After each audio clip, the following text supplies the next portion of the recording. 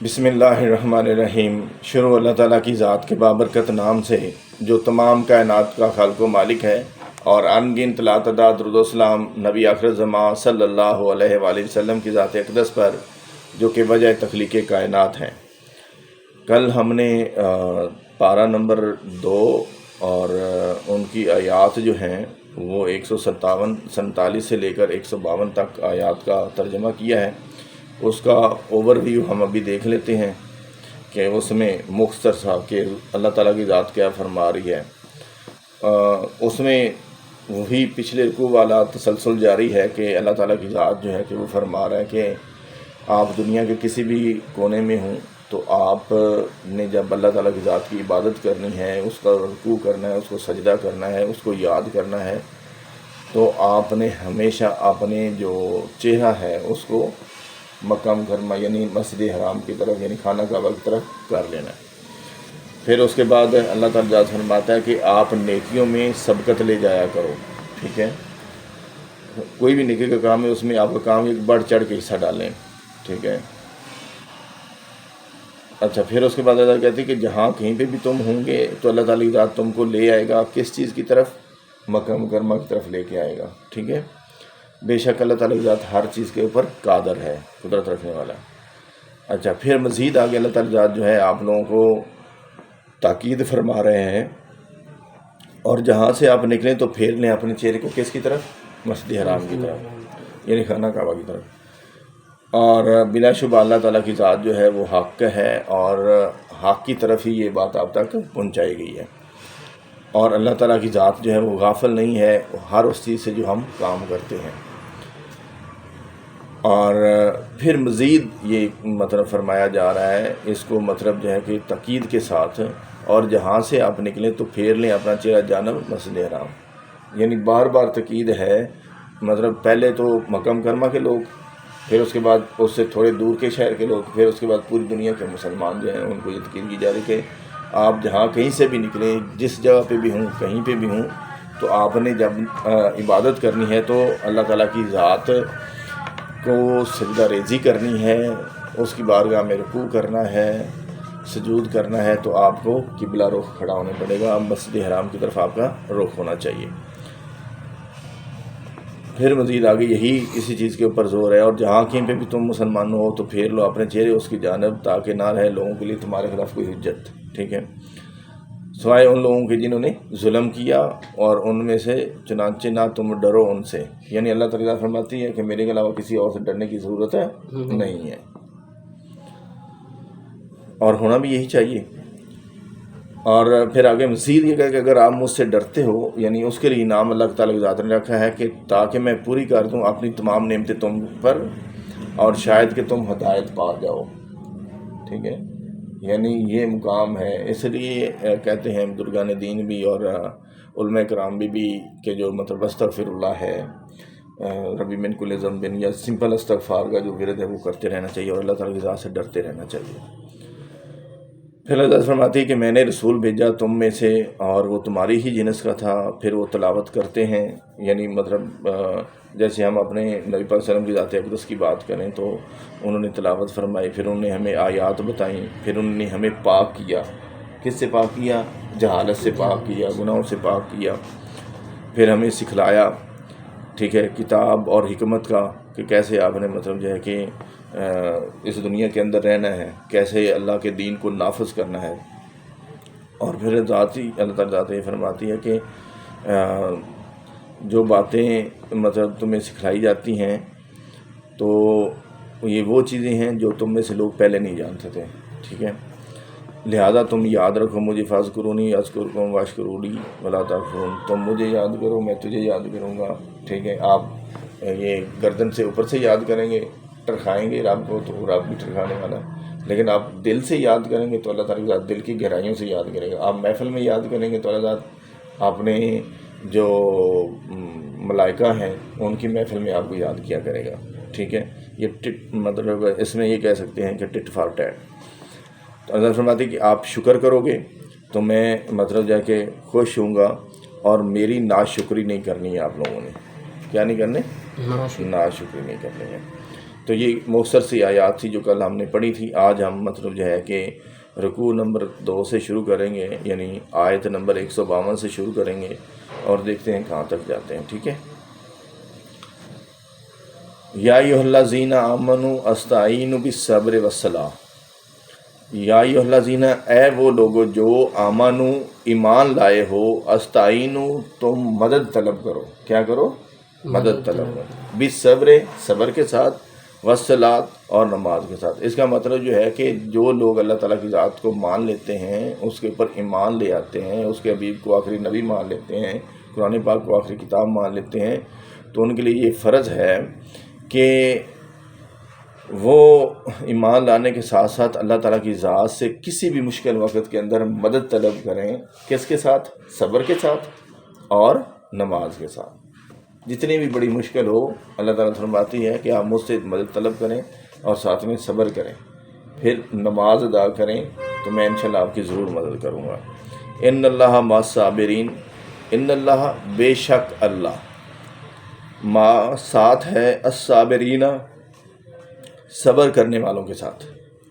بے شک اللہ تعالیٰ کی ذات صبر کرنے والوں کے ساتھ ہے. یہ بہت بڑا مقام ہے کہ جب بندہ بار بار کوشش کرتا ہے، ناکامی ہو جاتی ہے، لیکن پھر بھی بندہ مومن، بندہ مسلمان ہمت نہیں ہارتا ہے اور اللہ تعالیٰ کی ذات کے اوپر ایمان مکمل، یعنی یقین مکمل رکھتے ہوئے اور اللہ تعالیٰ کی ذات کے اوپر بھروسہ رکھتے ہوئے صبر کرتا ہے اور اس سے مدد طلب کرتا ہے، تو اللہ تعالیٰ کی ذات ضرور ان کی مدد کرتا ہے. ٹھیک ہے. اس لیے صبر کرنے والوں کا مقام زیادہ ہے، اور اللہ کہتا ہے کہ میں صبر کرنے والوں کے ساتھ ہوں. ولا تقولوا، اور بالکل نہ تم کہنا، لمن، ان کو جو یقتلوا، قتل کر دیے جائیں، فی سبیل اللہ، اللہ تعالیٰ کی راہ میں. ٹھیک ہے. اموات، و مردے. اب یہ اللہ تعالیٰ فرماتی ہے کہ تم ہرگز ان لوگوں کو مردے نہ کہو جو کہ اللہ تعالیٰ کی ذات کے راہ میں شہید ہو جاتے ہیں. اب اللہ کی راہ میں شہید ہونے سے کیا مراد ہے؟ اب اللہ کی راہ میں شہید ہونے سے مراد یہ ہے کہ آپ جہاد کر رہے ہیں. اب جہاد کئی اقسام کے ہیں. ٹھیک ہے. اب ایک جہاد بال تلوار ہوتا ہے، جو مطلب کافروں کے اگینسٹ لڑا جاتا ہے. ٹھیک ہے. اسی طرح ایک جہاد بالقلم ہوتا ہے، بہت جہاد بالنفس ہوتا ہے، اور بھی کئی اقسام ہیں. تو اس میں جو موسٹ امپورٹنٹ جو چیز ہے، ہر دور کے تقاضے کے مطابق جو ہے کہ مطلب جو جہاد کی قسم ہے وہ تبدیل ہوتی رہتی ہے. اب جیسے اب ہم جس دور میں رہ رہے ہیں، یا پاکستان کے اندر جو ابھی جو یزیدیت، نمرودیت اور فرعونیت عروج کے اوپر ہے، وہ تو کافر تھے نا، یہ تو مسلمان ہیں. تو یزیدیت کا لفظ زیادہ مطلب جو ہے سوٹ کرتا ہے اس معاشرے کے لیے، کیونکہ یزید بھی مسلمان تھا اور حافظ قرآن تھا. ابھی پاکستان کے اندر جو یہ فسطائیت چل رہی ہے اور یزیدیت چل رہی ہے، یہاں پہ ہمیں کیا کرنا ہے؟ اللہ تعالیٰ کی ذات کہتی ہے کہ ہم اب جو پاکستانی عوام ہے 25 کروڑ، یہ اب مطلب تلوار پکڑ کے، مطلب سوٹے، ڈانگ یا بندوقیں پکڑ کے تو نہیں ان کے ساتھ لڑ سکتے. ٹھیک ہے. آخر یہ بھی فوج جو ہے، مطلب یہ جو اسٹیبلشمنٹ ہے، یہ جو ادارے، یہ بھی تو ہم میں سے ہی ہیں نا. ٹھیک ہے نا. ہمارے مطلب رشتہ داروں میں سے ہی ہیں نا لوگ گئے ہوئے، پاکستان کا حصہ ہی ہے نا. اب ان بیچاروں کا قصور بھی نہیں ہے. اب ہمارے لیے کیا ہے کہ ہم پرامن طریقے سے قانون کے دائرے کے اندر رہتے ہوئے تمام پاکستانی اکٹھے ہو جائیں. ٹھیک ہے. اس کا حل یہی ہے. پاکستانی جب اکٹھے ہوں گے تو اللہ تعالیٰ کی ذات ضرور مدد کرے گا، بجائے اس کے کہ چھوٹی چھوٹی جماعتوں میں ہم بٹیں. ہم جب 25 کروڑ عوام میں سے یعنی مطلب 15-20 کروڑ بھی اکٹھے ہو جائیں، ٹھیک ہے، کتنے 15-20 کروڑ بھی اکٹھے ہو جائیں اور اکٹھے ہو کے مطلب جو ہے کہ اپنی زبان سے، اپنے دلوں سے یعنی مطلب جو ہے کہ اس جو فسطائیت ہے، اس یزیدیت کے خلاف آواز اٹھائیں اور حق الیقین کے ساتھ، تو انشاءاللہ اللہ تعالیٰ کی ذات کے حکم سے اس یزیدیت کو، اس فرعونیت کو کیا کیا جا سکتا ہے؟ شکست دی جا سکتی ہے. لیکن اس کے اپنے ذاتی مفادات نہیں ہونے چاہیے، صرف اور صرف قومی، اسلامی، دینی اور انسانی مفادات ہونے چاہیے، پھر اللہ تعالیٰ کی ذات مدد کرے گا. ٹھیک ہے. اپنی ذات کے لیے تو پھر لوگ یہ چھوٹے چھوٹے گروہوں میں تقسیم ہو گئے ہیں. ٹھیک ہے. کسی کو MN شپ مل گئی، کسی نے نئی پارٹی بنا لی، کسی کو پیسہ مل گیا، کسی کو کچھ ہو گیا. ٹھیک ہے. تو یہ ساری چیزیں جو ہوتی ہیں کسی بھی قوم کو توڑنے کے لیے استعمال کی جاتی ہیں ڈیوائڈ اینڈ رول کے تحت، کہ ان کو تقسیم کر دو اور ان کے اوپر حکمرانی کرو، جیسے انگریز نے کی۔ اب یہ پیچھے جو سارے لوگ ہیں یہ اسی انگریز کی پیداوار چلتے آ رہے ہیں جنہوں نے اس پاکستان کو قبضے کے اندر کیا ہوا ہے۔ اب ہمارے لیے کیا فرض ہے کہ ہم کیا کریں، پاکستانی چھوٹے چھوٹے گروہوں میں بٹنے کی بجائے یکمشت ہو جائیں، پارٹی بازی سے باہر نکلے، سب سے پہلے اس پاکستان کو آزاد کرائیں۔ اور جب ہم پاکستان کی آزادی کی بات کرتے ہیں تو اس کا مطلب ہے کہ عدالت جو ہے وہ منصفانہ فیصلے کریں، ٹھیک ہے، جیسے لوگوں کی گھروں کی قسطوں کو پامال کیا جا رہا ہے اس طرح نہ کیا جائے۔ اس 75 سالوں میں یہی تو ہوا ہے، ٹھیک ہے۔ اسی طرح جو غریب بندہ ہے اس کو انصاف ملے، امیر اور غریب کے لیے قانون ایک جیسا ہو۔ یہ وہ ساری چیزیں ہیں جو اب اس قرآن کے ذریعے اللہ تعالیٰ فرماتی ہے کہ اللہ کی راہ میں جہاد کرو۔ اب ہمارے لیے جو پاکستانی قوم کے لیے جہاد ہے وہ یہی ہے کہ ایک تو یہ جو یزیدیت اور فسطائیت ہے اس کو دل سے برا جانیں، دوسرا اس کے خلاف عملی طور پہ اقدام اٹھائیں کہ پرامن قانون کے دائرے کے اندر رہتے ہوئے احتجاج کریں اکٹھے ہو کے، تاکہ یہ جو یزیدیت ہے اس کو شکست دی جا سکے۔ لیکن سب سے پہلی صورت یہ ہے کہ تمام پاکستانی اکٹھے ہوں، فرقوں میں نہ بٹیں، مختلف گروہوں میں نہ بٹیں، تب جا کے چھٹکارا پایا جا سکتا ہے یہ جو قابض اشرافیہ ہے اس سے۔ پھر یہ ہے اصل میں اللہ تعالیٰ کہتی کہ جو لوگ اب جیسے بزرگان دین ہیں وہ اللہ تعالیٰ کی یاد کے اندر لوگوں کی خدمت کرتے ہوئے اپنی زندگی گزار دیتے ہیں، تو وہ بھی ایک قسم کا جہاد ہے۔ یعنی جس نے بھی اللہ اور اس کے رسول کے لیے خالصتاً اللہ اور اس کے رسول کی رضا کے لیے کچھ چھوٹی بھی نیکی کی ہے، چھوٹا سا چھوٹا بھی کام کیا ہے، وہ اللہ کی راہ میں جہاد ہے۔ اور جو بھی بندہ اس جہاد میں شہید ہو جاتا ہے، فوت ہو جاتا ہے، اس کو مردہ نہیں کہنا چاہیے بلکہ وہ زندہ ہے، شہید ہے۔ اب اللہ تعالیٰ کہتا ہے کہ آپ میرے راستے پہ ایک قدم چلیں تو میں آپ کی طرف 2 قدم چلوں گا، ٹھیک ہے۔ اسی طرح یعنی میری طرف 10 قدم چلیں گے تو میں آپ کی طرف 10 سے بھی زیادہ قدم چلوں گا، 100 قدم چلیں گے تو اس سے بھی زیادہ چلوں گا۔ تو یہ ہے کہ اللہ تعالیٰ فرما رہے کہ جو لوگ اللہ کی راہ میں شہید ہو چکے ہیں ان کو کیا نہ کہو، مردہ نہ کہو، ٹھیک ہے۔ یا بلکہ وہ زندہ ہیں، ولیکن اور لیکن لا تشعرون نہیں تم شعور رکھتے، ٹھیک ہے۔ یعنی ہر وہ بندہ جس نے زندگی کے اندر اللہ اور اس کے رسول کے دین کی اقامت کے لیے، اللہ اور اس کے رسول کے دین کو غالب کرنے کے لیے، اللہ اور اس کے رسول کی خلافت کو اس دنیا کے اندر اس روئے زمین کے اوپر قائم کرنے کے لیے کوشش کی، چاہے وہ اس میں کامیاب ہوا یا نہیں ہوا، خالصتاً اللہ اور اس کے رسول کی رضا کے لیے، اس کے دین کی ترقی کے لیے وہ نکلتا ہے، لوگوں کو دعوت دیتا ہے، لوگوں کو امر بالمعروف و نہی عن المنکر کی دعوت دیتا ہے، ظالم حکمران کے سامنے، جابر حکمران کے سامنے کلمہ حق بلند کرتا ہے۔ بارڈر کے اوپر ایک فوجی کھڑا ہوا ہے، پہرے دار کھڑا ہوا ہے، وہ اگر غیر مطلب مسلم طاقتوں سے یعنی کافروں سے اپنے ملک کی حفاظت کرتا ہے، وہ اس صورت میں شہید ہو جاتا ہے۔ کوئی پاکستان کے اندر انصاف کی بول بالا کے لیے شہید ہو جاتا ہے، پاکستان کے اندر نظام الہی کو، نظام خلافت کو یا دین محمدی کو یعنی قائم کرنے کے لیے اسی سٹرگل میں وہ کامیاب ہوا یا نہیں ہوا، وہ مطلب فوت ہو جاتا ہے تو وہ شہید ہے، ٹھیک ہے۔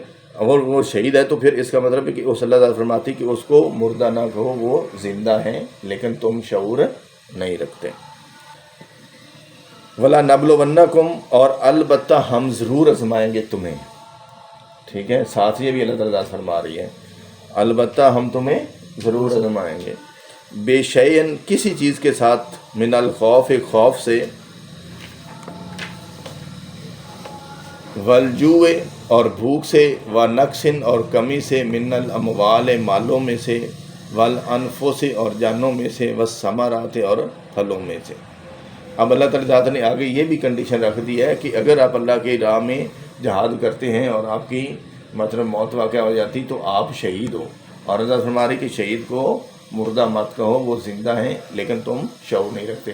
ساتھ اس کی شرائط بھی ہیں، وہ کیا ہیں کہ اللہ تعالیٰ کی ذات آپ کو آزمائے گا کن چیزوں سے؟ آپ کو خوف زدہ کر کے، اچھا جی، اولاد کے مرنے کا خوف، بیوی بچوں سے دور ہونے کا خوف، رزق کی تنگی کا خوف، مطلب موت کا خوف، ٹھیک ہے، مرنے کا خوف، یہ وہ ساری چیزیں ہیں۔ جب اب بندہ اس چیز کے خوف سے، اس خوف کے اوپر حاوی ہو جاتا ہے، اس ڈر کے اوپر یعنی اپنی مطلب جو ہے کہ فتح کر لیتا ہے، تو پھر بندہ لا خوف ہو جاتا ہے. کیا ہو جاتا ہے؟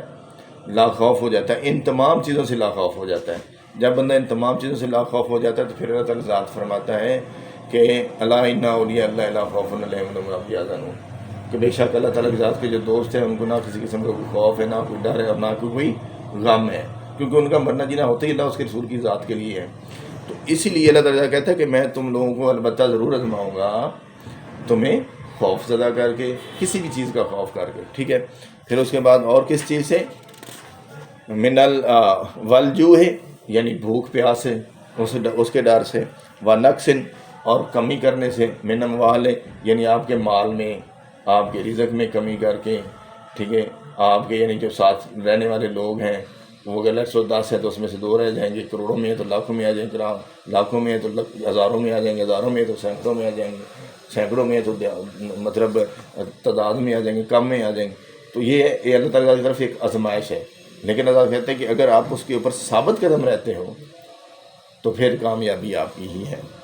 اچھا. پھر اور والانفس، یعنی اور آپ کی جانوں سے، والثمرات، اور پھلوں سے.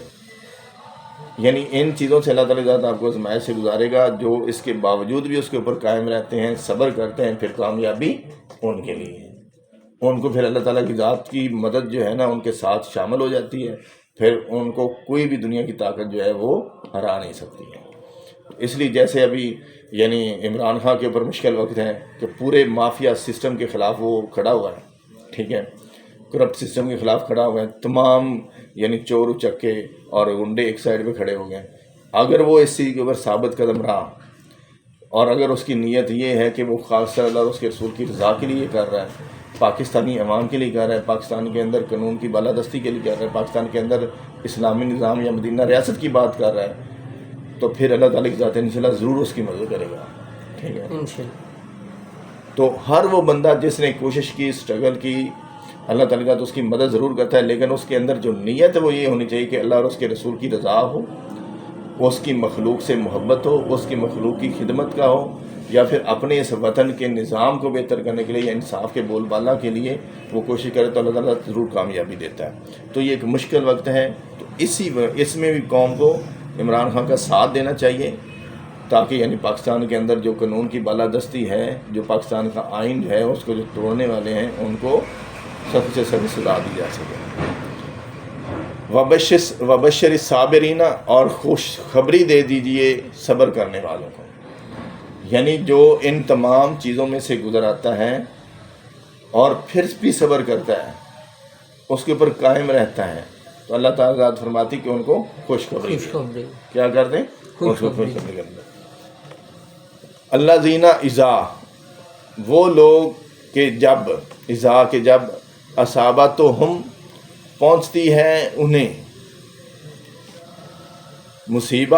کوئی مصیبت، یعنی اللہ تعالیٰ فرماتی کہ وہ لوگ جن کو کوئی مصیبت پہنچتی ہے، قالو، تو وہ کہتے ہیں، انا للہ و انا الیہ راجعون. انا، بے شک ہم، للہ، اللہ ہی کے لیے ہیں، و انا، اور یقیناً ہم، الیہ، اسی کی طرف، راجعون، لوٹ کے جانے والے.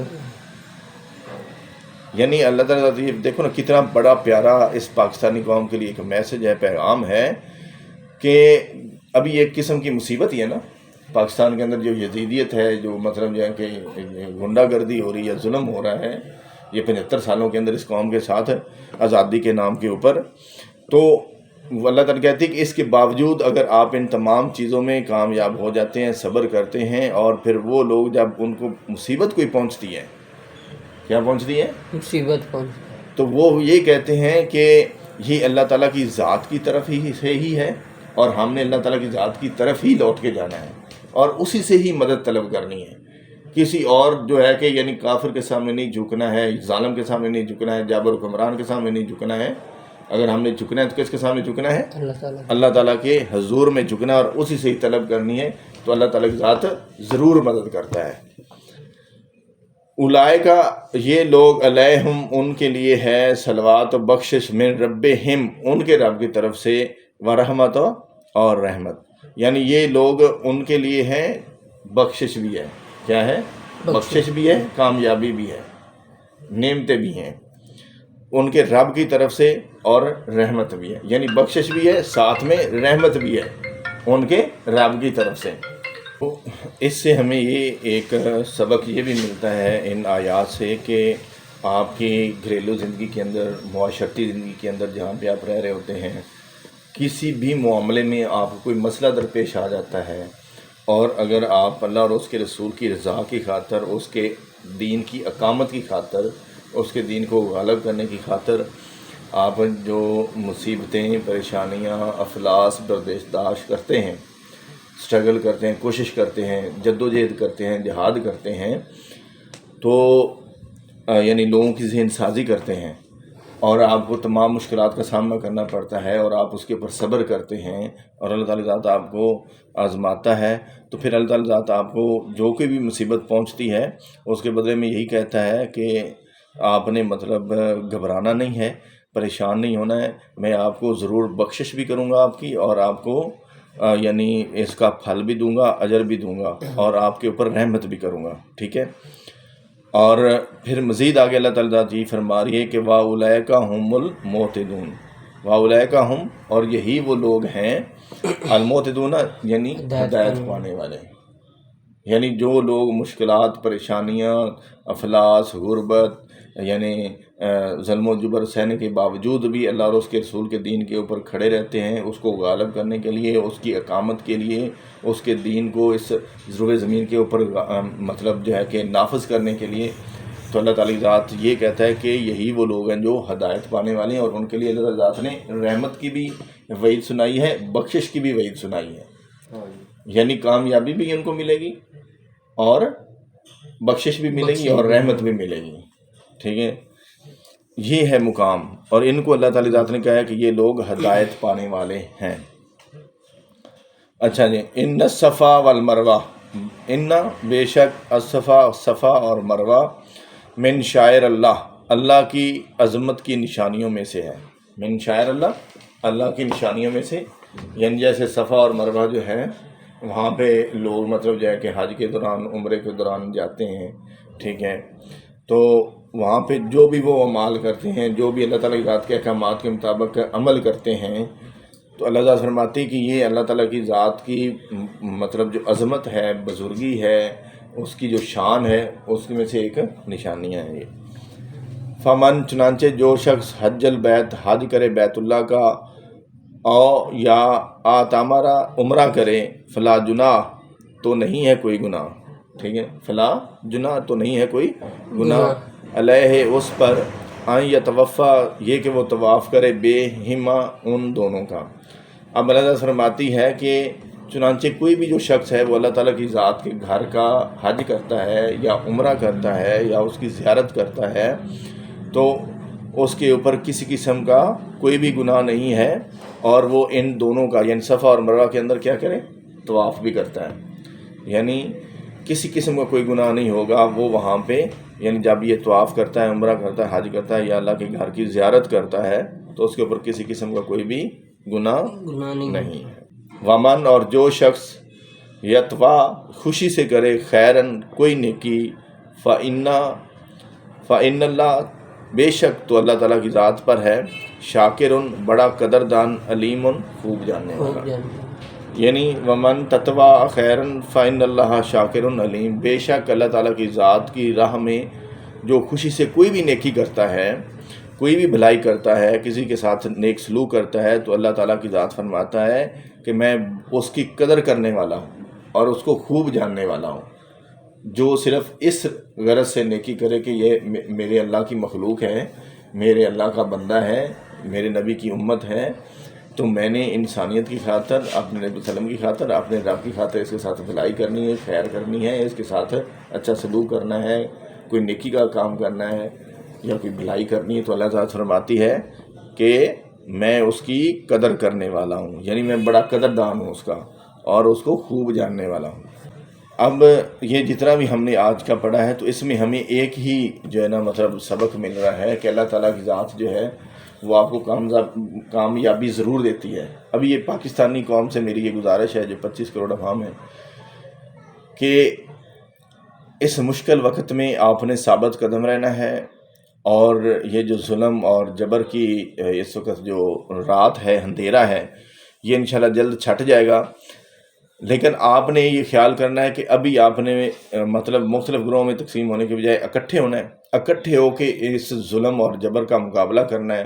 اور جب یہ ظلم اور جبر کا مقابلہ آپ کرو گے تو اور ساتھ میں صبر کرو گے اللہ تعالیٰ کی ذات کے اوپر، یہ قرآن کی روح سے میں بتا رہا ہوں، اور آپ کو اللہ تعالیٰ کی ذات اگر تھوڑا سا ٹیسٹ کرتا ہے یا آپ کی آزمائش کرتا ہے، وہ آپ کی اولاد سے، آپ کے مال سے، آپ کی جان سے، آپ کو مال کو کم کر کے، آپ کے آسائشوں کو کم کر کے آپ کو تھوڑا سا تکلیف دے کے، تو اس کے اوپر آپ نے صبر کرنا ہے، نماز پڑھنی ہے اور اللہ تعالیٰ کی ذات سے مدد طلب کرنی ہے، تو انشاءاللہ تعالیٰ کی ذات جو ہے آپ کو ضرور مدد فراہم کرے گا۔ اور ساتھ میں آپ کا یہ مشن ہونا چاہیے کہ یہ جو بسیدہ نظام ہے ہم نے اس کو دفن کرنا ہے، اس کو ختم کرنا ہے، اور یہ ختم صرف پاکستانی عوام کر سکتی ہے، اور پاکستانی عوام تب کرے گی جب وہ آپس میں متحد ہوں گے۔ یہ ابھی آپ فی الحال پارٹی بازی سے باہر نکلیں، ایک پاکستانی ہونے کی سوچیں، اور پاکستانی ہونے کی حیثیت جب آپ سوچیں گے، یعنی فرقہ واریت سے باہر نکل کے سوچیں گے، ایک مسلمان ہونے کی حیثیت سے سوچیں گے اور متحد ہوں گے، تو پاکستان کے اندر یہ جو مطلب قابض اشرافیہ ہے، یہ جو مقتدر حلقے ہیں، ان کو شکست اسی صورت میں دی جاتی ہے کہ جب ہم متحد ہو جائیں گے اور پاکستان کے لیے اس نظام کی جگہ پہ اللہ کا نظام لائیں گے، نظام الہی لائیں گے، نظام مصطفیٰ صلی اللہ علیہ وسلم لائیں گے، نظام خلافت لائیں گے، تو وہی پاکستان کی ترقی کے لیے بھی بہتر ہے، عام پاکستانی کی ترقی کے لیے بھی بہتر ہے، اور پاکستان کے اندر انصاف دینے کے لیے بھی بہتر ہے۔ اس کے علاوہ کوئی اور چارہ نہیں ہے۔ اللہ تعالیٰ کی ذات تو پاکستان کا اور پاکستانی عوام کا حامی و ناصر ہو، اور پاکستان کو تمام یعنی شیطانی قوتوں سے محفوظ رکھے، اور شر شیطان اور شر نفسانی سے محفوظ رکھے، اور پاکستان ہمیشہ کے لیے پائندہ باد۔